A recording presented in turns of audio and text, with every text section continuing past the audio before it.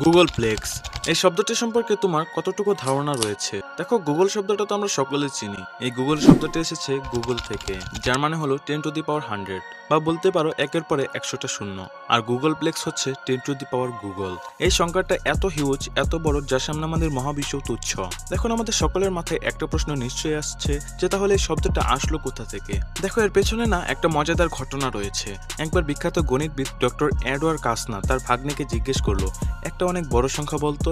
তখন doctor Edward কাসনারের ভাগ্নে Milton সিরোটা গুগলের কথা বলল, যার মানে হলো 10⁻100। কিন্তু আরো কিছুক্ষণ ভাবার পরে সে আরো একটা শব্দ বলল, যেটা হলো গুগল প্লেক্স, যার মানে 10⁻ গুগল। পরবর্তীতে অনেক গণিতবিদ এবং বিজ্ঞানী এটাকে বিশ্লেষণ করার চেষ্টা করে, কিন্তু কেউ পারেনি। দেখো, এর কোনো নির্দিষ্ট উত্তর পাওয়া যায়নি, তবে এর একটা মজাদার থিওরি রয়েছে। আমাদের যে মহাবিশ্ব রয়েছে, এর মধ্যে যত পরিমাণ জায়গা রয়েছে তার সম্পূর্ণ যদি আমরা পরমাণু বা অ্যাটম দিয়ে পরিপূর্ণ করে দিই এবং এদের অ্যালাইনমেন্টস যত প্রকার হবে, সেই সংখ্যাটাই হলো গুগল প্লেক্স। কত হিউজ, তাই না?